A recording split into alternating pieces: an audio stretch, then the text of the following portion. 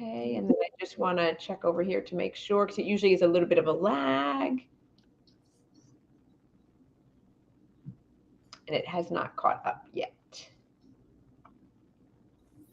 Let's see. You can go ahead and do introductions. Our They'll introduction. catch up on the live. They will. So, hey, everybody, welcome back to Taji's World of Books. Thank you so much for joining me. And we are on our books, we love books on stereo today, and we have a special guest. And I'm going to go ahead and let her introduce herself. We are so happy to have you here. You want to go ahead and tell everybody who we've got? Yeah. I'm Sierra Simone, and I write taboo erotic romance, and I wrote the Priest series, which is probably my most popular series to date. And I'm guessing that you can probably tell why that's taboo just from the title. We're going to get into that because Charles and I were talking about that a little bit earlier. So that's interesting that you brought that in. So about that. And thank you guys for having me. It's awesome to be here. Thank you so much for joining us. And then Charles, do you want to go ahead and introduce yourself as well? Yes. Hello, everyone. My name is Charles. I have a channel called Books on Stereo. I'm primarily an audiobook listener, but I do occasionally pick up a Kindle book every now and then. When I just hear too many good things about it, I'm like, okay, I'll read you about the audio. Oh. And so like you said, we're here today to talk about the priest and midnight mass and sinner and saint and all things behind the scenes with that. Do you know, Sierra, that we call you the queen of smut? Did you know that? Like you? I just like, crowned with pride, you know. Just so amazing. You write a book, and like I think in many of my videos, I am like, my girl Sierra Simone writes a book like no other. It's got plot, it's got depth, it's got smut, it's got intrigue, it's got mystery, it's got everything. Well, thank you. Thank you. For sure, for sure. So tell us a little bit about your I had said to Charles, I was like, the Priest series is like, I wonder what was her impetus to write this taboo series. And Charles was like, is it taboo? And I was like, it depends on the lens that you come from. I think some would say, being in a confessional and being in a church and having a relationship with a priest. And I'm sorry for those that haven't read it. There's going to be some spoilers in here. Yes, so spoilers ahead. Go forward with caution. So we've warned you. But to have a relationship with a priest is controversial and a bit taboo. And so tell me about your thoughts about sitting down and writing this. Well, so it was sort of like, I don't want to sound too Twilighty here, but there was sort of a moment where the story just sort of emerged. But I'm a really big believer in that, if you have kind of a lightning bolt idea for a story, it's typically because things have been simmering under the surface for you for a while. And you've finally sort of found the way into those themes that kind of clicks. And so with Priest, I grew up Catholic. But what a lot of people don't know about me is that my family is not Catholic, and I was not born Catholic. I went to a Catholic school, and I was like the only, Presbyterian kid there. And everything about Catholicism made sense to me as a kid. I was like, you feel bad about yourself all the time. There's candles everywhere. There's a naked guy at the front of the room hanging on a cross, like suffering for us. Like everything about it, I was like, perfect, sign me up. So I actually converted to Catholicism because I loved Catholicism so much. And my parents they weren't very religious. So they're like, sure, whatever. It's just another thing she's doing. And so I kind of chose Catholicism. But the things that drew me to Catholicism were also the things that I was still trying to kind of untangle from inside of it. So that sensory experience, or to use a different word, sensual experience, like it's a very physical faith. But the dogma is not physical, right? And so you have this very interesting tension between theology, which is, making very careful delineations about how sexuality is controlled. And then you have these rituals, these really ancient rituals that are incredibly sensual and all about worshiping with your entire body. And that was like a really interesting tension to me. And by interesting, I mean like very hard to navigate as like a bisexual 15-year-old. Like, what am I? What am I doing? Like, why am I happy sometimes here and why am I miserable other times here? And I am just wired to unpick those kind of problems through stories. And so it was through fiction, I think, that I eventually kind of was able to start asking those kind of questions of myself. And so anyway, I just had this, that's kind of like the long term, things that are kind of below the surface. And then I went to this really great panel. There used to be this romance conference called RT, stood for Romantic Times Conference. And it's now defunct. But I went there. I went to one in 2014, and I went to this really great panel, and it had Tiffany Rice on it, who wrote the original Center series, and Chris Kazier, who was an editor at Campaign at the time, source book, and then who else? And like some Episcopalian minister who also wrote. And it was the first time that I had ever been in a room full of people who were like, smut and God are not opposites. And so that was how like I started thinking about like, God, if that's true, if romance and sex and then also the sacred are not opposites, what does that mean for me? Like, what does that mean for what I want to write? And so I sat down one day after I finished another book and I wrote down the prologue for Priest, the sort of like, I'm 29 years old and I'm a priest and this is my confession. And that became the template for the entire book. And that prologue stayed mostly unchanged throughout all the other edits the book went through. Like that prologue, it just sort of like, blip, like slid out of my brain. And then it was kind of the way it was for the whole time. That is so cool because like I grew up in like going to Catholic school, like similar to you. I went through K through high school, and some of the things like my reasons was more silly. I was like, I got communion every Friday during mass. So I was like, why not? Let's just be Catholic. Right? I mean, I was like, let's be Catholic. I was like, okay, I'm down for this reconciliation, so I can like do all these horrible things and then just go tell a priest. I'm like, let me bring my list. I'm sorry, I made fun of that. I love the ritualistic nature of it, and then that's why I was talking to Taji. I was like, is priest really taboo? Because like you make a lot of excellent points, and the whole repression that Tyler feels for really indulging in his more carnal desires. I loved how you were able to kind of poke holes at the church and some of its shortcomings throughout the entire series, while also showing some of the goodness that the church does give people. Like sometimes that ritualistic part of Catholicism is really healing for some people as well. So I like how you straddle those two fields, and like even though it's steamy, it's taboo, but it's also really grounded with some really interesting intellectual discussions. So like I was wondering too, like, did you already know like the plan for the whole entire series after when you were writing Priest, or you just kind of decided like after you like once you were finishing up Priest? I am so flattered that you think I have that kind of foresight. No, and really, I did not know I was ever going to write any more Priest books after I wrote Priest. So I made decisions about the kind of brothers that Sean and Aiden are, not ever knowing that I was going to have to like make them into heroes. So I was like, yeah, these two assholes, like they're just, millionaires going chasing after strippers, whatever, who cares? Because like they're foils, right? They were just foils to Tyler, so that I could be like, look at how devoted and good Tyler is because he's got these guys, And so then when it came time to write Center, I kind of knew that I wanted the love interest to be a nun or to be in the process of being a nun.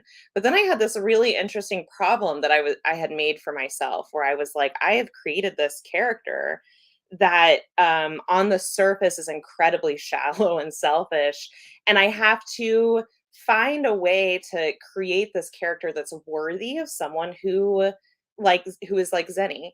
And so that was like a really interesting challenge. And it ended up giving me a kind of a new lens into writing books, because it made me realize that when you start off with that kind of prompt, that you actually give yourself some really creative tension to work with. And so I really early on, I don't know. I usually draw this like example on a piece of paper. Let me see if I have a piece of paper here. But like early on, I decided that Sean's mother, was going to be sick. So for people who haven't read Sinner yet, Sean's mother is sick. And so I had these sort of two things that I knew to be true. And one was that Sean likes strippers. And then the other was that Sean reads romance novels to his mom while she's undergoing chemotherapy.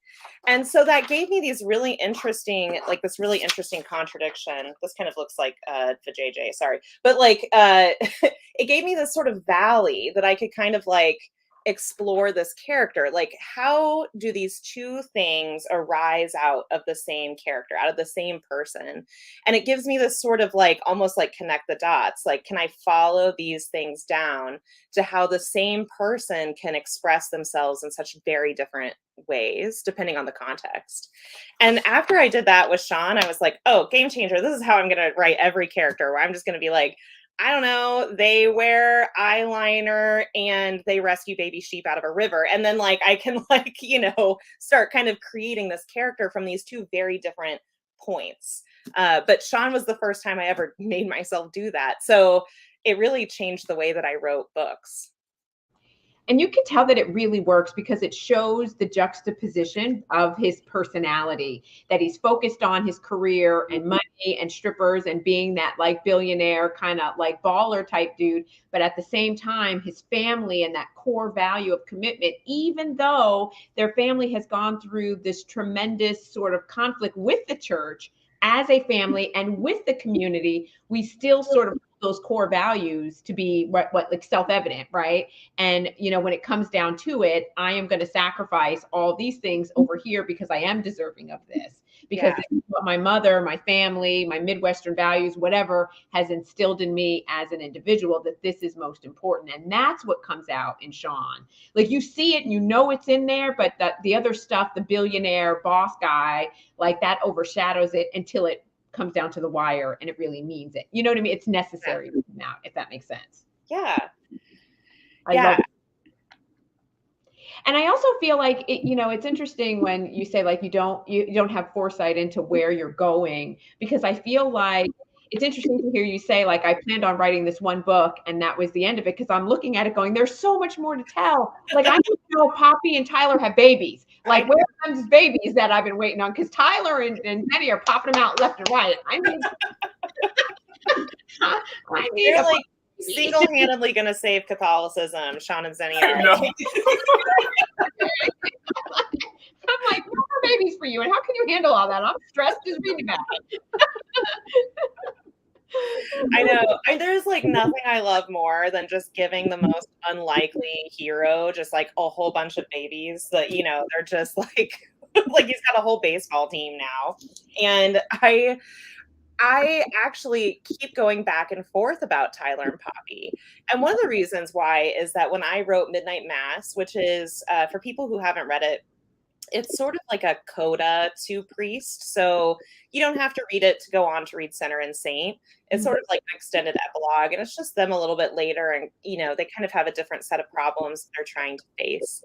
Mm-hmm. And one of the reasons I wrote it was because the way that I ended Priest, it's definitely a happily ever after, but I kind of felt like they still had a long way to go, where, Sinner and Saint are such different stories that I was like, I feel like these people have it figured out. Like, like they had to go through so much transformation and so much change in those two books. And especially in Saint, where it's a second chance romance. And that's kind of like as a writer, you get to cheat a little bit, because you're like, these people already had so much going for them, and there was just one last thing that they had to figure out. And so you kind of you leave them in a place like, well, these, and they're grown-ups, they're like, they're in their like late 30s and early 40s, so you're like, well, they're gonna be fine. They know how health insurance works, they're gonna be fine. But for Tyler, who's never had a job outside of the church, and that's kind of like a different situation. So I wrote Midnight Mass from a really intimate place, because it is just a content warning for people. It is a story that deals with pregnancy loss, and I have experienced lots of pregnancy loss in my life. And so I wrote it sort of instinctively, like, yes, this is a marriage in trouble. This is definitely a catalyst for that. And I got so many responses from it that I had not expected, that it really changed the way I felt about dealing with pregnancy loss in a story. And it really made me aware of, however I end that kind of arc for Tyler and Poppy, I want to make sure that that ending kind of makes room for people who've had similar stories that have ended in very different ways. And so one of the things I'm trying to wrestle with is like, I want them to have a family as big as Sean and Zenny's. Is there a way that when I do that, it makes room for all sorts of narratives inside of it, you know? And not just sort of a, you know, everything worked out and it was fine, you know, that like maybe the traditional route, if you will. yes. So that's one of the things that I'm trying to balance is like, how is there a way that I can do that?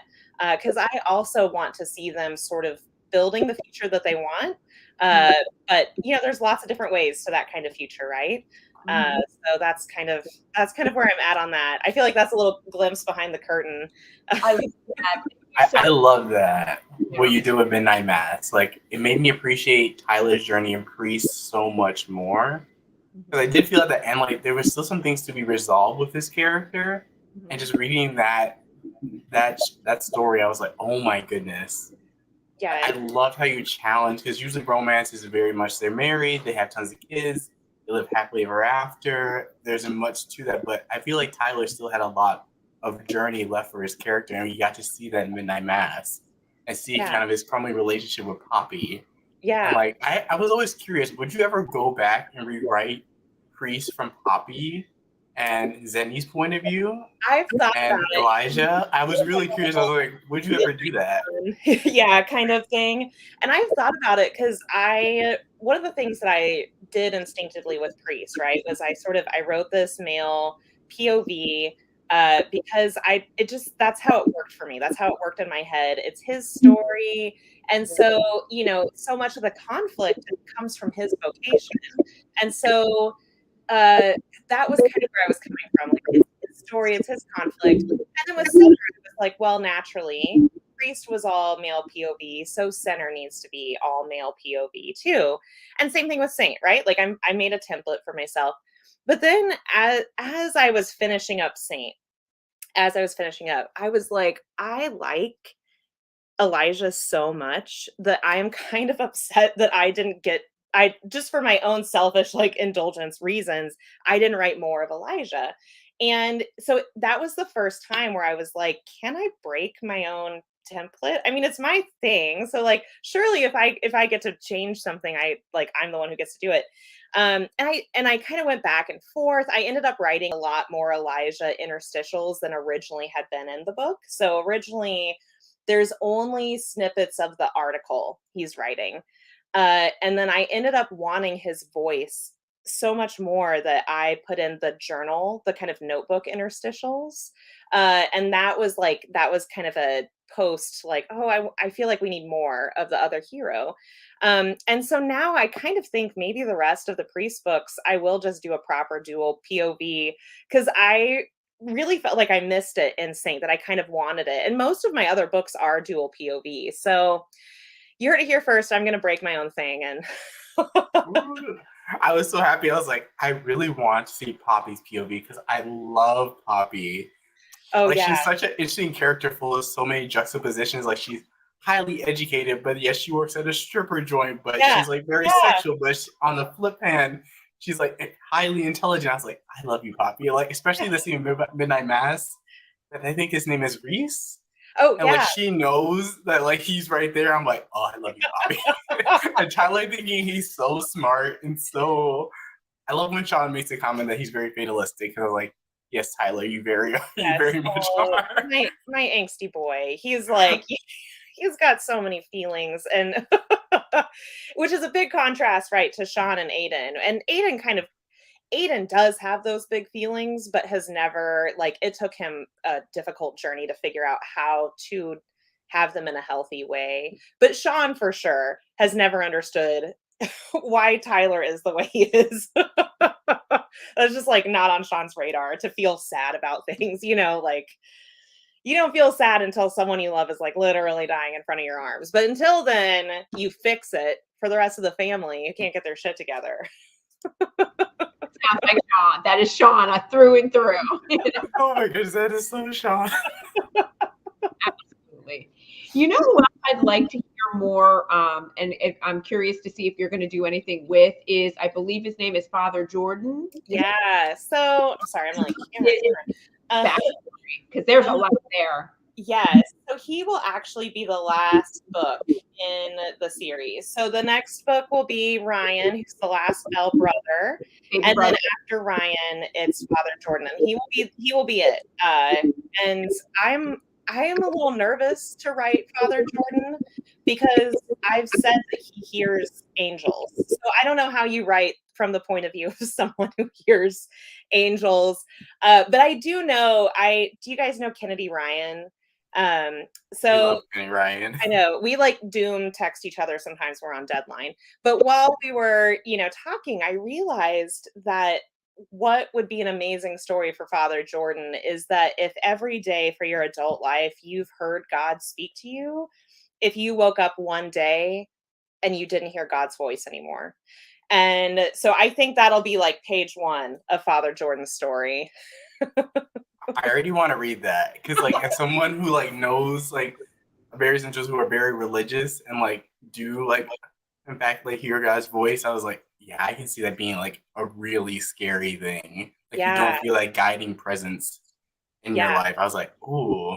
See, and what that journey. That's why I love these books and I don't consider them taboo because like they're so thought provoking. I'm sitting here going like I'm getting high steam, but I'm also getting like, oh yeah, that is kind of right. I'm like thinking on my own, like experience with Catholicism. I'm like, Sierra, like you're amazing, especially in Saint when you kind of bring up how LGBT kind of fits into Catholicism and how it's kind of like you can be LGBT, but like you really can't act upon it in a lot of ways. Like you're asked to give that up, which isn't the case for a lot of heterosexual couples, where it's just like no birth control, produce babies and babies and babies and babies. Like, was it something intentionally that you wanted to touch on in their story? For sure. So I mentioned earlier that I was like, a bi girl with glasses. We're like dime a dozen, but like when I grew up, I was lucky enough to have clarity about that, from my own point of view. Like I had internal clarity, I guess. But it did always feel like that internal clarity stopped as soon as it reached the outside of me, right? Like that there was like I couldn't express it. And when I say couldn't, I mean I don't mean that people were marching around me every day being like, don't say the things that you want out loud. I just mean that like I didn't even have the language to articulate why I wasn't able to think fully about my sexuality and my desires. Like I didn't even know how limited I was until I grew up and looked back at it. But what's interesting, I think a lot is that, there are queer Catholics who are out and they're still in the church. There are queer priests, there are queer monks, there are queer nuns, and they have to like swim uphill every day to be who they are, but also to stay in this faith that they love, to still claim hold of this religion. And in America, it's particularly difficult, right? Because the American College of Bishops is a really nasty piece of work. And so what happens is that you have these bishops who are able to control secular churches. And by secular, that just means that they're not monastic. They're not part of any kind of order. A secular church is what we usually think of when we think of a church as a parish church, but they don't have jurisdiction over monastic orders. Those are presided over by abbots and then, kind of further up the chain. And so you get these little pockets, right, in abbeys and convents and monasteries where people are able to self-express a little bit more because they're not sort of under the thumb of the kind of feudal hierarchy that is part of the day-to-day religious life. And I just really wanted to honor the fact that they are there, that they are there. And even though they're in a very precarious position. They are using where they're at to change the world a little bit at a time. And so I really wanted to sort of dialogue with that, like kind of dialogue with, Aiden being in this monastery. And you would think that, if you're queer and you're Catholic, you're immediately going to have no space for that, that no one is ever going to love you and welcome you where you're at. And I created Mount Sergius to be sort of like no, we can have that. We have to build it, but it could be true. It could happen. And it starts one person at a time. It starts with the right kind of, abbot. It starts with the right kind of mentor, the right kind of confessor.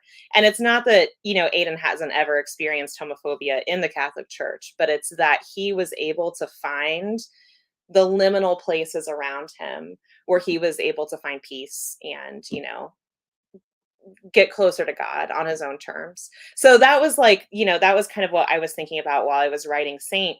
But at the end of the day, you can't have a Catholic story with a queer character and not address the fact that the church, like, even though I would love for it to be different, even though I'm building these imaginary monasteries where they can be themselves, that is not the official policy of the church. And the official policy of the church is to control queer sexuality and women's sexuality too, to some extent. I love that you are really crafting these thought-provoking stories while keeping it really interesting and lively and page turner, because I was in it every moment in all of these books, but particularly in Saint, in his journey, and wanting to know how it was going to work out and feeling that torture and that pain that he was going through to try to get to that self-discovery. And I can imagine then when you're talking about Father Jordan, because he's always been sort of that intuitive voice of reason, both for Tyler, as well as for Aiden, while they're on this journey trying to figure it out. And so when that person that you go to as your spiritual advisor loses that path, I can only imagine with that journey. And who is it? It's going to take a special character, hero or heroine, to bring him round back, to that. And so I'm really excited to get to that. Yeah, me too. I mean, I don't know I don't know who he's going to fall in love with yet, but I always say, with these kinds of stories, it was important for me not to write them out of a place of using it like a trope, I guess, using it sort of like this sort of story scaffolding or, merely as a prompt. There is some sort of prompt element in the sense that, I do sit down and like, a monk, what am I going to do with a monk? But in the sense that I'm just doing it for the sake of keeping up the brand, that like each story actually I have to feel the need to write each story. And in order to feel the need to write each story, I have to be asking myself a new question about what it means to lead a wholly human life. What does it mean to be fully incarnated inside myself? I have to be asking myself a new question about that. And that takes time. Like, I mean, I really wish that like every year, January 1st, I'm like, okay, yes. Okay. New question about being holy. I've just had a new epiphany. But it takes a little bit longer. And that's usually when the kind of who the love interest is going to be starts coming to me. With Aiden, I knew that it was going to be Elijah because you get to see them in Sinner. But I didn't actually know enough about their individual personalities to say like what their romance was actually going to look like and what they were kind of forcing each other to kind of confront within themselves. And that was something that, it kind of reveals itself as it gets closer. It's sort of like when you're driving up to a horizon and, you start seeing things get clearer and clearer as you get closer. And so that's why, like, I kind of have a faint idea of who Ryan's love interest is going to be, but I don't know like what the problem is going to be or what the conflict. But I do know, I think, in Saint, you might have read or remember the part where they're talking about these beautiful crucifixes that hang in the front of the churches, and they mentioned that sculptor is agoraphobic and she like never leaves her house, and so she's gonna need a muse, a model for her next masterpiece, someone to like literally hang on a cross for her while she works on her next sculpture. So that's gonna be Baby Belle. I absolutely love that.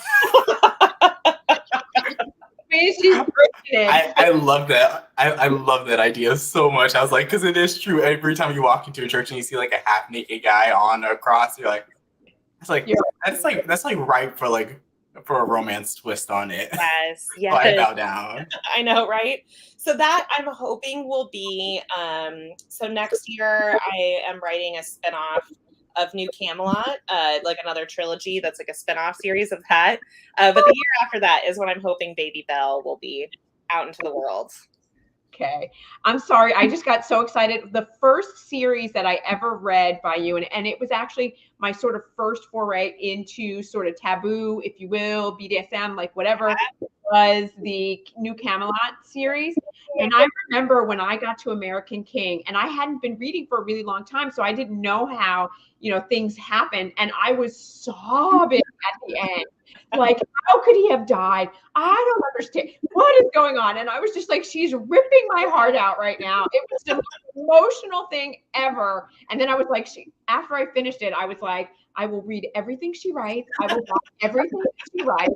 I love Sierra Simone. She's amazing. I always say if you're going to buy one of my books, just go ahead and as like a self-care measure, buy like a rom-com or something after, or just like I don't know, a spider alien or a robot daddy, just something like a little palate cleanser. Cause usually I make you work for the HEA. You do. But I have to say that for all the reading that I do, you are my most read author. Like I've read pretty much everything. Misadventures of a Curvy Girl. I was like, oh my God. I love this. Like everything from like Hot Cop to like Hot Prof. Like I've read it all. Like you write it, I read it. Thank you. I second this. Well, thank you. Oh my gosh. And Anyway. two, I loved how with Elijah and Sean, like that's like one friendship I wish I want to see more of. I Like know. little glimpses you get of them in like Sinner and Saint. I love how you handle the dating your best friends, like your brother's best friend, because they're both like, oh, you're banging my sister, you're banging my younger brother. I was like, Yeah. I love this. Well, I was like, I love that scene so much, and they're like, okay, it's not the same, but like, okay, what? And then seeing how they are in Saint, where Sean's like, Aiden, stay away from Elijah. Like, I will stick Tyler on you. It's like the most Sean thing to pick the best friend and not the brother, you know? I like he used Tyler as like I was like, yeah. Yeah, Tyler's dropping his theological mind and Aiden's like, I had enough. Go away, Tyler. Well, and that was one thing that surprised me while I was writing. It's great. I've been writing for like 10 years and I can still surprise myself. But I knew that I needed to have Sean in this scene in Saint where that basically the premise of Saint is that they're on this sort of European monastery road trip. Of course, why not? Super popular in romance. And anyway, they're in this monastery and Sean calls expecting Elijah to answer, but it's Aiden. And then, Elijah's asleep naked and Sean is like, oh my God, what are you doing? You're a monk and you already broke his heart once. And I knew that I needed that scene to kind of for other things to happen in the story. But I had so much fun writing it that I hadn't actually planned on having Sean in other parts of the story. And then I was like, no, Sean's got to be in the end too, because I just love writing that guy so much because he's kind of the worst, but like in a really like in a heart of gold kind of way. Exactly. It's like you love him. But to hate him. You love to hate him. You love to hate him. He's a rapscallion, That's for sure. I love that. So then more or less what we said is that the timeline is going to be, because I have more comments people ask me about. So the timeline is going to be the next we are doing a spin-off of the New Camelot series. Is that right? We're doing it. It's if anyone knows the story of Mark, Tristan, and Isolde, so it's kind of like how New Camelot is King Arthur, Lancelot, and Guinevere. This is going to be Mark, Tristan, and Isolde, and it'll be kinky and queer, just like New Camelot was. And I do think that Mark is kind of a bad guy. So it's my first time writing like a real, like kind of a bad guy. So I'm like kind of excited. Like I want him to be a little rough because Ash is like the King Arthur character in New Camelot is the perfect, like I wrote myself what I see to be the perfect man. And now I'm like, okay, but now I kind of want like an anti-hero. Like I kind of want the like, more morality chain kind of hero. So we'll see if I'm able to do it. Now, is there going to be a little bit of a crossover? Like, oh yeah, it'll be a crossover, but you won't have to read New Camelot to read the next trilogy. So it'll stand alone, but there is some shared kind of universe in there. In fact, if you read New Camelot, you actually get to meet Mark because he is the dominant who trains Ash in how to be like sneaky. Yeah. Yes. Okay. Yeah. Yeah, gotcha. I love that. So that's coming, and then after that, then you're doing Ryan's book, and then sometime in the future, then it's going to be Father Jordan. And then it'll be Father Jordan, yeah. And then that'll be, I think Father Jordan's story, whatever it is, I can already sense is going to be kind of a coda, you know, that it's going to be kind of the final, because each book is a little bit of a question about how to live a holy life, you know, while still having great sex. But you know, you come to it from a vocational perspective. You come to it from someone who lost their faith and had to sort of renegotiate faith as an adult on their own terms. You come to it from Aiden, who has needed to marry devotion to kind of a more organic and fluid way of being devotional. And, you know, Father Jordan is a mystic. And so I think after I've written a mystic, it's like, I don't know any other way to go with, you know, leading a holy life. So yeah, I think he will kind of be the coda, and I'm hoping that would be like 2024, but it's so hard for me to predict because I am such a flake. And so I never know when I'm going to be like, I should write this other 4-book series about something completely different. I love that. And then, as is the case, because this is Addicted to Audio, so everybody always wants to know about audiobooks. So do you want to talk a little bit about your plan for releasing those on audiobook, or will you do simultaneous release or some kind of stagger? So I'm hoping to do audiobooks for the New Camelot spinoff, and I think that I will probably, this might be a little bit, you know, kind of shop talk, but you know, authors generally have a choice between selling the audio rights or producing the audio themselves if it's an independently published book. And with New Camelot, I sold the rights to Tantor. And I do think, though, with this next trilogy that I will probably produce it myself, because now that I've gotten my feet wet with producing my own audio, it's actually like, you know, it's kind of a learning curve, but once you do it, it's kind of, it doesn't feel like as much work. And that way I can kind of make sure it's exactly what I want. The New Camelot narrators are amazing. But this way I can have a little bit of like, okay, I think I want to do something cool with this or that, you know? So like with Saint, for example, I'm able to have the 2 narrators, one for Aiden and one for Elijah. And then I was able to say, okay, like this interstitial needs to be read by this actor, and so on and so forth. So you just have a little bit more control when you produce the audiobook yourself. So I think that's probably the plan with that. And then, you know, I'm basically just going to beg Jacob Morgan to narrate every audiobook I ever make. Given. He has to now. Like, it wouldn't be, I was like, where's Jacob Morgan? And I was like, Sierra, I can't listen to this audiobook. Jacob Morgan's not on it. I know, need to right? be recording. Where is he at?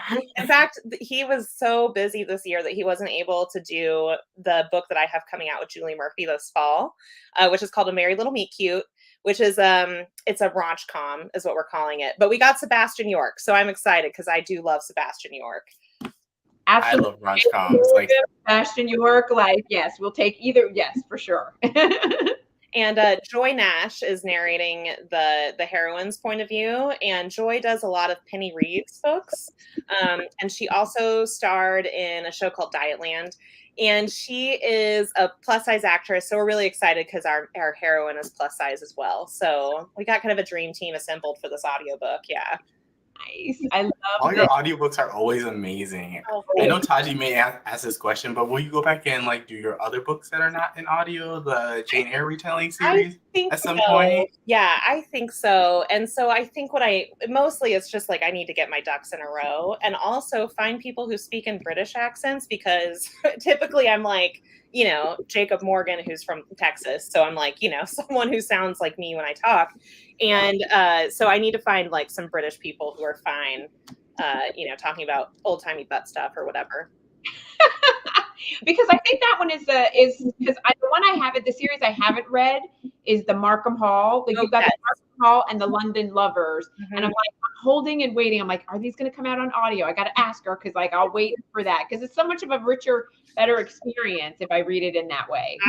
I mean, yes, I love one of the things that I love about audio is that I feel like the narrator is like bringing so much of the story to life in my head that it almost feels more cinematic, while I'm like, I feel like I see it, so well while the audio is happening. And then plus, I mean, just like they're the different voices, that you wouldn't think to be like, oh, this person, has a deeper voice or this person has a French accent.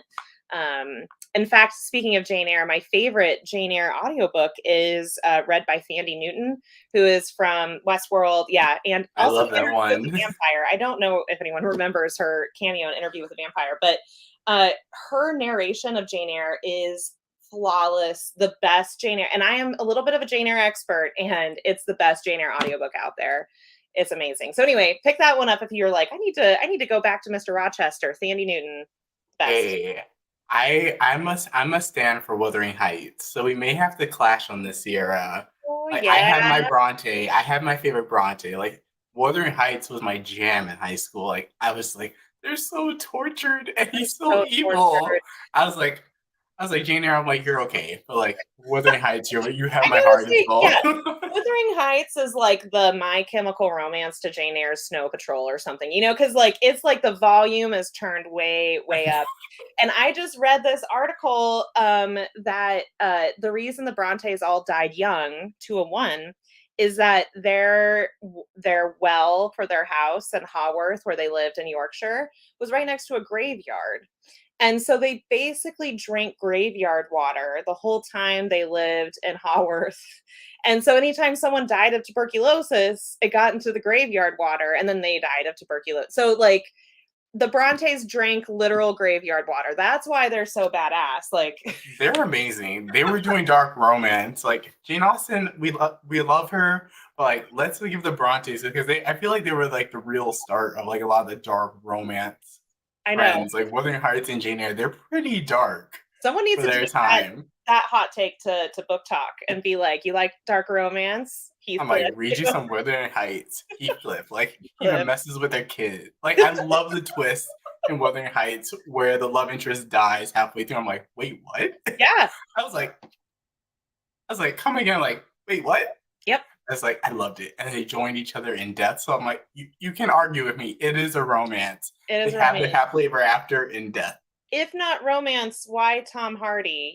Like if Tom Hardy plays the character, then we're all done. We're all done And here. Jane Eyre just like breaks down Mr. Rochester until he's like deformed. I'm like, you go, Jane. You bring him down to his knees. I'm like, No, you love put that. him in a literal house fire until he's worthy of you. Yeah, that's my energy. That's that wavelength makes total sense to me. This is why when people are like, you write angsty books, I'm like, do I? Like, it just doesn't everyone feel like this? Like my favorite Shakespeare play growing up was Hamlet, because of course you would spend 5 acts wandering around, miserable and muttering to yourself. Like that made total sense to me. That's not angst. That's just how we all live, right? Like, come on.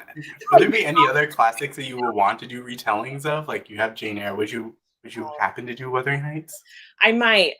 See, I think I have to like brave myself up a little bit, because I think the thing that like Heathcliff is like almost past even morality Chain, because like he's just Chain. Like there's no morality. He's just like he's on the deep end. Yeah. And I think that like what this is true maybe of any subgenre, any kind of retelling, anything like that. But the most important thing an author does is commit to their own premise. Because I think that we've probably all read books where the blurb was like, yes, the cover, yes, first 2 chapters, yes.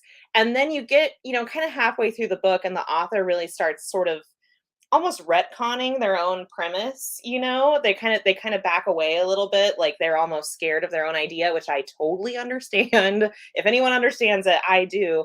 And so that's one of the things where it's like, you know what, if you're gonna do it, if you're gonna make a promise to a reader, then you have to honor that promise, whether it's about a robot daddy or about a monk falling in love. Like you've made a promise and you have to honor it. And so that's the thing. If you do Wuthering Heights, I think you have to honor the archetype that Heathcliff is. I was talking to an author because she was saying this about Raylo fics, that when you kind of pitch something as a Raylo fic, then someone is going to come into it expecting these kind of two character archetypes. Yeah. And so when your Kylo is actually just like a really great guy, it's kind of like, well, What? yeah, that's not really. That's not the dynamic that we signed up for. Yeah, it's not that he's like awkward space Darcy. He is kind of a villain. But I guess to each their own. But if I picked up something and someone was like, yeah, this is, I don't know, Thanos fanfic, and then Thanos is just like, he's like he's a cinnamon roll, then I would kind of be like, well, that's not what I wanted. Unless he's like a cinnamon roll who's like, well, time to make the donuts and go destroy half the universe. And like, there's some interesting things maybe you could do with that tension, arguably. But I do think you can't back away from the promise of the premise too much. Agreed. Very much agreed. No, I know. Do we want to talk any more about, because I do have other questions for you. So I want to see, because we have promised everybody in the light of what we're just talking about that we were going to talk about Sinner and Saint in this series. But I do have questions about the Thorn Chapel series. And I want to see if we could talk about that a little bit. Is that okay? Yes, definitely okay.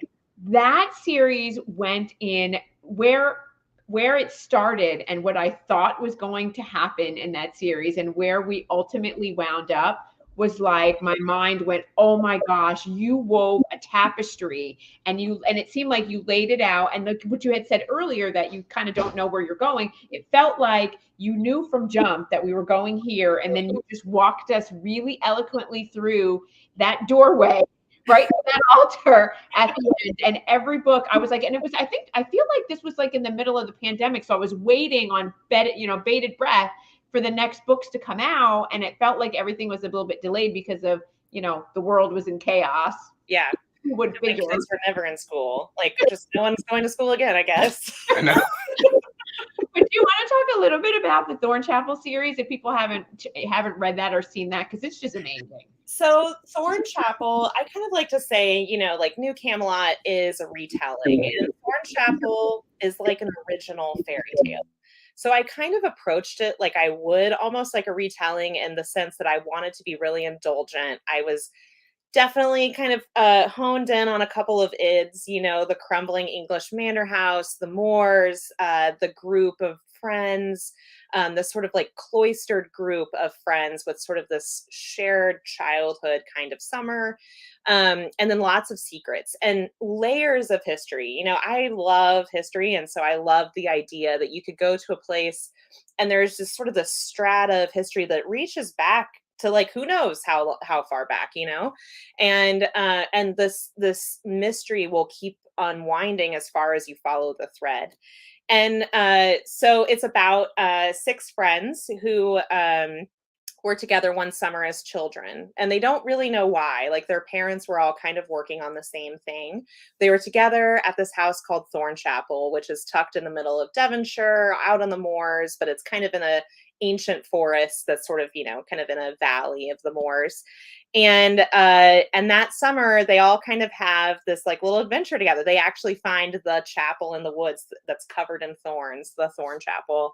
And then 12 years later, they're reunited, and they're reunited because the main character, Proserpina, is searching for her mom, and her mom has disappeared, and she gets mailed a note. And so she thinks that Thorn Chapel is like, this is the last place my mom was seen alive, and I have to find out what happened to her now. So everyone kind of comes together. There's sort of this mystery, but because it's me, everyone immediately just sort of tumbles into having sex and lots of spanking. That's what we love. That's what we love from you, Sierra. I love how you're just like, you will just go in any direction with your characters' orientations. Like, you have FF, MM, MM, FF, like all the different. I love that so much, because I do feel like LGBT romance is still growing, but it's not nearly at the same level as heterosexual romance. Like Heartstopper, I won't spend too much long on this show, but like, I stand that show 100,000, 15,000%.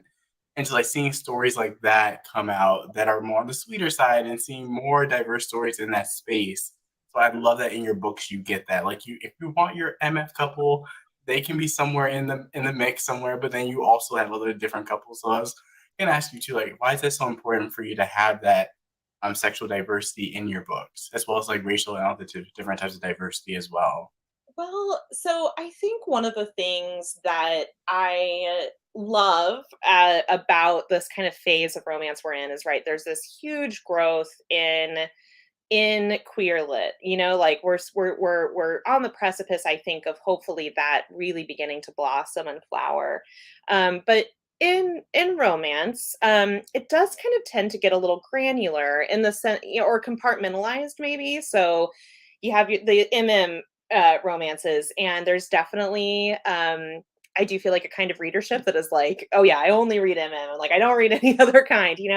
And then the FF romances. And what's interesting about FF romance readers is that a lot of times they're very siloed. Like they really like FF romance, but even if they love an FF romance that you wrote, they love you as an author, they are not going to read kind of any other kind of romance. I am so omnivorous sexually and also as a reader that that kind of compartmentalization doesn't always kind of click with the way that I think about characters and stories, right? So for me, like writing characters who are also very queer in the sense that they're pan or they're bi, where they're like, they have a more kind of encompassing kind of sexuality. Like those kind of characters make a lot of sense to me. And a lot of times that really dovetails with polyamorous romance, which is another kind of romance I write, where certain people, their connection and their love just kind of exponentially resonates when another person is plugged into it. Yeah. And so with Thorn Chapel, I was like, I knew that there were going to be a couple core romances, right? So Delphine and Rebecca were a core romance, and then Sebastian, Auden, and Poe were a core romance. But I knew that all of them together had a resonance, too, as well. And because this story kind of explores a little bit of sort of Celtic mythology and Celtic ritual and tradition, it gave me a really great lens into like, how could I write about sacred sex? So same kind of, sacred sex like that's in the pre-series, but from a different kind of perspective, mythological or theological perspective. And have it sort of dovetail with the fact that this group of friends has this resonance, kind of has this, and if anyone's ever met any pagans, they really love having sex, especially with each other. And so it was actually like really fun research to do. Like I have a friend who, she's older, she's, in her 60s now, but she was a witch and is a witch. And, getting to talk to her about her experiences doing rituals and sexual rituals and how those tied in with the feasts, so you have Imbolc and Beltane and Lammas, and how those things are celebrated and how they're celebrated carnally. I mean, like rough day at the office, right? Be like, tell me about that orgy you had. I know, like so tiring. I'm so tired. I have another one scheduled in 2 days. Yeah, right. I feel so bad for you. I know. I've had to plug in my Hitachi magic wand for 2 days just to recharge all the way. So like, just great stories. And so what I loved about Thorn Chapel was that I gave myself permission not to pull back. They say like, if you're going to leave the house, take off one accessory before you walk out the door. I was like, no, more accessories. Like we're going to have, polyamorous, we're going to have queer people, we're going to have, Celtic rituals, we're going to have all these layers of history that I really love. And I want to create this sort of, Gothic fairy tale in this place where, Thorn Chapel is the only place this kind of thing can happen, like, and some of the other plot twists that happen between the characters, like I knew, some of the twists between kind of Auden and Saint Sebastian, I knew that was going to happen from the beginning. I wrote this series so that I could write that sort of BC Andrews fanfic, but I was like, I have to make it make sense in the content. I have to create a world where you're going to say, I would never be okay with this. But in Thorn Chapel, that makes sense. You explained it so, because I was trying to think about it and I'm like, it gave me the feel of like dark academia, but it's not an academia setting, but it's very gothic and dark. And it's this real setting like that. I imagined fog and dew and wet and damp and like being in that, you know, in the library and in the den together with the fire going and the whiskey and the scotch. And it had created, and then on top of that, you never got bored because whether you were, you know, in Proserpina and Saint Sebastian and On's relationship, or if you were with Delphine, or if you were trying to hear about, I forget Delphine's partner with her past trauma. Rebecca, yeah. And her past trauma. And then you've got you also have a priest in here as well. Yeah. So every chapter, you're just like, oh, there's something new to explore. Like I felt like I went to a museum and I was like, well, let me go in this room and see what's going on. Well, there's an orgy in here and there's a menage over here. And you know what I mean? Like it just was so layered that I was like, oh my God, I need more of this in my life. So I was really sad when it ended. All things have to come to an end, but I was like, please give me more. Please. I know. And it doesn't help that I ended it in a place where you're like, well, this could be the beginning of a whole other series. Like, where are we going with this? So I felt like for me, like of all the things that, and I love everything, like I said, that you write, and Menage is my favorite. Like that is, I absolutely love because I'm like, more love the merrier. And like, and if everybody has a, like for me, it's different than a reverse harem. And I was telling this to somebody the other day, reverse harems for me, I struggle with because it seems more like, it can be more like hopping in and out of a situation, a sexual situation with a different person. As opposed to a menage, you know, everybody is bringing something essential to the table and everybody is an essential prong in that sort of that unit. And in order for us to be together, I need you and I need you. And I can't, it doesn't work sans the other person. You know what I mean? And that's why it's like, it's so rich, you know? Yeah. And that's how I like to approach a menage as well. Like the idea is that there's some kind of instability that happens with these two people if they don't have the third person. You know, that like the third person, like it's like a, what are those fidget spinners called? Like, you know, that have the three like ball bearings, you know, like it'll actually spin the right way in a balanced way that they can do something together as the three of them that they can't do with any other combination. But sometimes, like, you know, when you as a writer, you're like, but sometimes there are like two characters that they kind of get a little bit underdeveloped, you know, like their connection, and a triangle only makes sense if each line is strong, right, and anchored. And so that's one of the things that, you know, came to me at the end of American King was like, I really wanted to make sure that two of those characters had a chance to build a relationship on its own foundations, because it had always been kind of through the lens of the other person. And so, yeah. It absolutely, and in American King, you did it because you're like, when you took this one out, then these two had to forge, you know what I mean? Like together and build their own relationship independent of, you know what I mean? Because writers had an opportunity to do that. And I think you also demonstrated that really well in Misadventures of a Curvy Girl as well. Like making sure that each partner, and I forget, I think it was Caleb and Ben. And Adam Driver. He's like my Adam Driver Muse character. You know, they all had to, you know, develop a new relationship and a new way of being. And you also tackle some really hard hitting things like trauma and PTSD, whether it be, you know, a war vet like in Misadventures of a Curvy Girl, or Rebecca's character, sexual trauma. You bring that layer into it as well as something to explore and think about how a person is going to change their behavior and their choices and their decisions based on past experiences. Yeah. You know? I mean, I think that maybe I'm really hard on my characters, but I think one of the things that I do a lot as a writer that not every writer needs to have this, but I really need to have a sense of their history in order to make sense of the choices they're going to make now. And I say not every writer does this, not as a pejorative, but just they don't need that. Like they can kind of learn who the character is on the fly, or, you know, they write stories where the conflict is really anchored in the present moment. And to who the characters are. But for me, I'm like, well, I don't know who the characters are if I don't know what made them sad when they were 15. So like I have to, you know, kind of get a handle on where they've been and where they come from, so that then I can write the sort of the present conflict, because most of the conflict is rooted in who they are, more so than I would say like choices they've made. Like sometimes choices, yes, but like also the kind of person they are is typically the reason why they haven't had a happily ever after yet. And I think we have a couple of comments here. I think this person is saying Priest ended when Tyler found out Poppy was pregnant. IDK, I'm choosing to be delusional because the actual ending broke my heart. Oh, No, I'm so sorry. I'm sorry.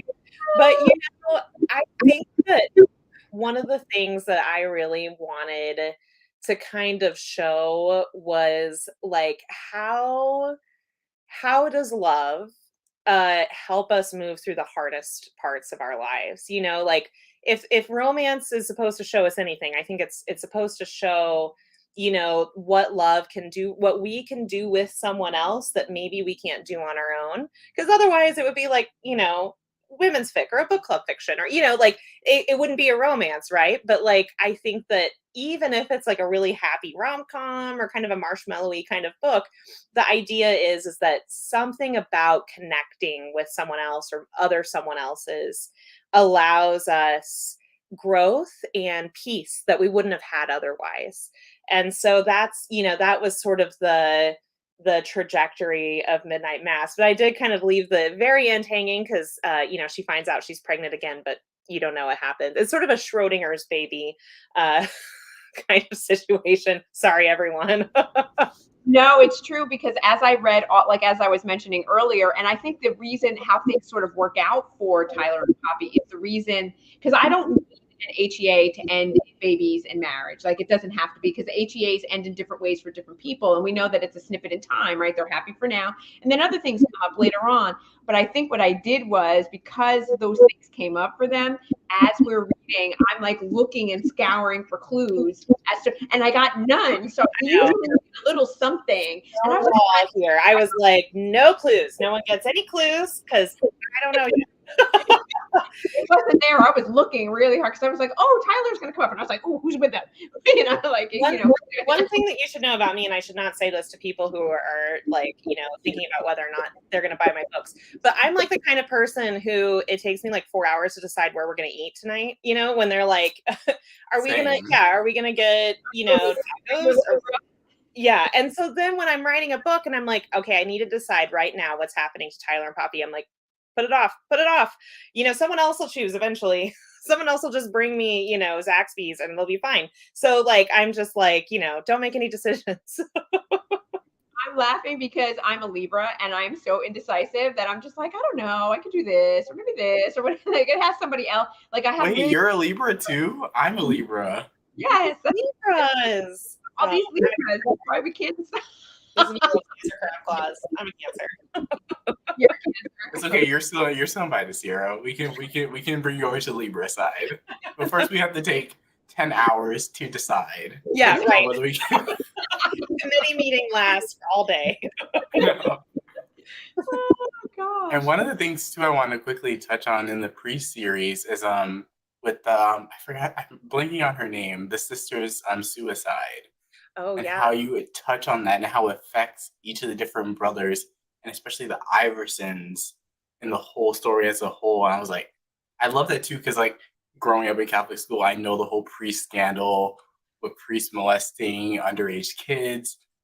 My pastor, like when I was in grammar school, I guess you would call it, was later found out that he did that with some of the altar boys. Oh my so, like gosh. it did hit home. Hit home. I wasn't a part of that, but like it did happen. I love how you tackle that in that story, especially with Sean and his relationship to sex and how Tyler really has to help him push through that. I love how that affected each of the brothers in very, very different ways and how it affects their stance to the church. I was like really curious. Like, was it something that you intentionally wanted to explore with each of the brothers throughout each of the books? I mean, so again, it was sort of like with Priest, I had this one idea, right? And it was about how it affected Tyler. And I, was not even thinking about the entire sort of universe, the web of connections, right? Because it was just about Tyler for me, that I was trying to get him to, what happens when you've given your life to an institution that has proven itself to be problematic. And I think that like what's hard about the, the sexual abuse scandal in the church is that it's two crimes, right? So there's the initial crime of the abuse, and then there's the cover up, which is like sort of the second crime. And so, maybe you can say, well, we've, this priest isn't allowed to practice anymore. They've been laicized, but the bishop who swept it under the rug is still a bishop, is still in power. So the whole structure is sort of affected by this. And I couldn't imagine writing a character who wouldn't be, like they wouldn't have their eyes open to that. But then it sort of follows, like, as I was sort of building out this universe, and I was writing sinner and I was writing saint, this sort of question of what does it mean to stay, and when is it okay to say I understand why you stayed, like what do you need to believe in order to stay? Is it bad or good to stay? Like, I don't think there's an answer to that, because I think it depends on every person's, viewpoint. And especially when you're kind of thinking about like all the ways that the Catholic Church is problematic, like when do feminists stay? When do queer people stay? When do trans Catholics stay? And so that question is a question that can only be answered by the person, I think, because there are people who sincerely believe, like, here is where I make change. I make it by existing. And that is just fundamentally true, right? Like, I can't remember the name of the activist who said it, but there was an activist who was a Latinx poet and writer in the 70s and 80s. And she said, I changed the world by changing myself. And so this idea that self-transformation creates justice just around you, just by naturally. When you shift your posture, it has an effect on the people around you. And so the people who stay in the church, if something, like the Iversons, when something bad had happened, like they stayed because they felt like it was the best thing that they could do for their community. And that maybe did have change, that I don't address in the book, but maybe their church was different for it. Like Father Jordan, being the priest he is, makes change in the church that he pastors, because he is changed, and that change is rippling out from him.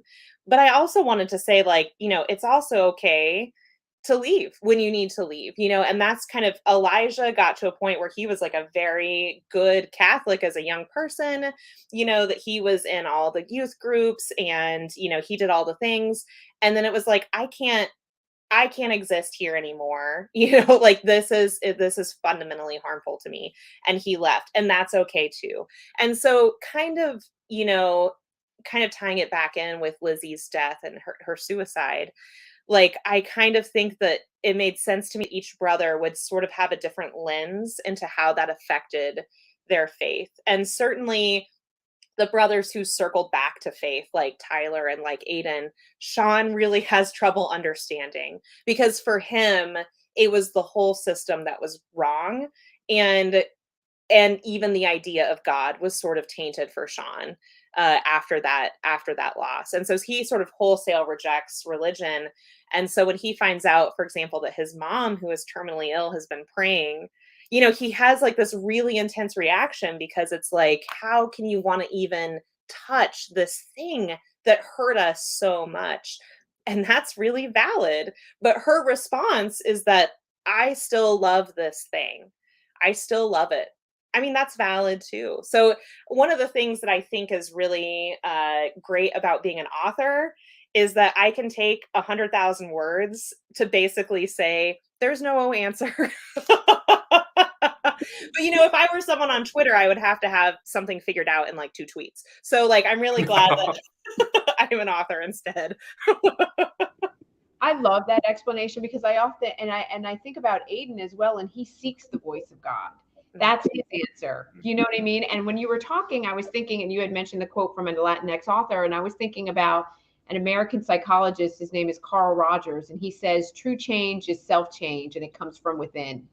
I love and like, that. right. And then that is the embodiment of what you're talking about, right? It has to come from me, but my change is different than your change, than Charles's change, and all of it's okay and it's acceptable as long as we're comfortable and it speaks to our inner truth. And it helps us it guides us on that path to get us closer to being that, holistic or evolved individual that we're trying to become. And Aiden's journey was different than Sean's journey, and that's different than Tyler's, but they all still are doing that as a family and coming together as a family as well, Yeah.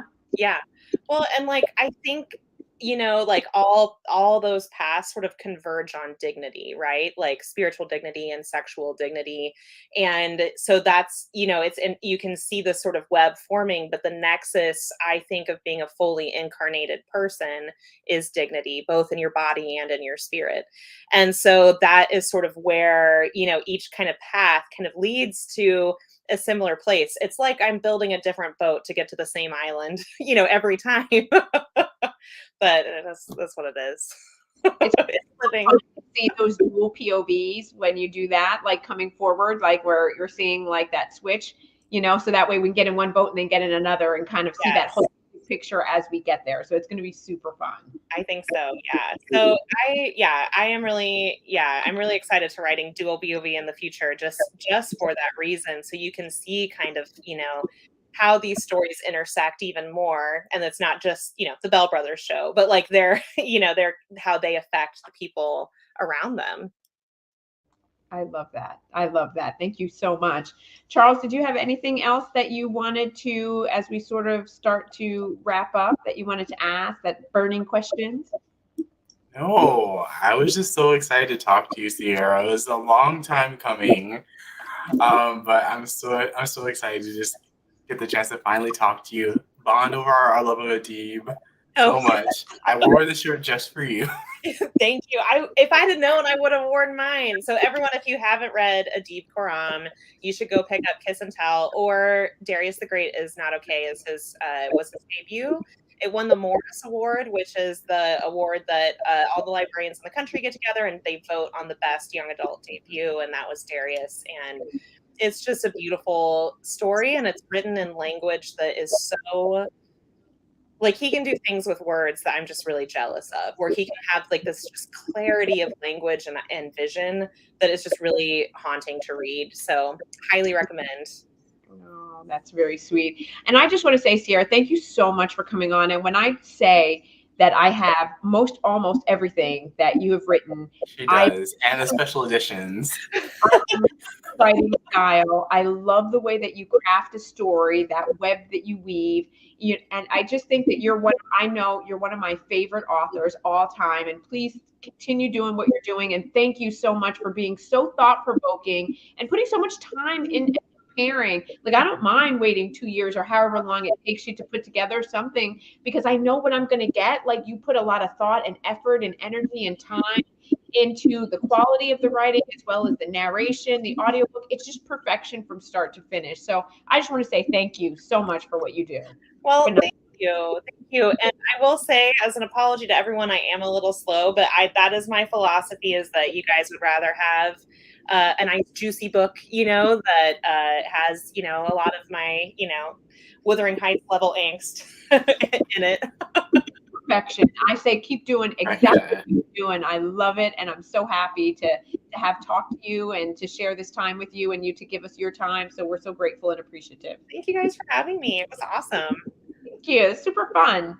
So we're going to go ahead and sign off. Thank you, everybody, for joining us. I so appreciate you all, and we will see you next time. Bye. Thank you. Bye.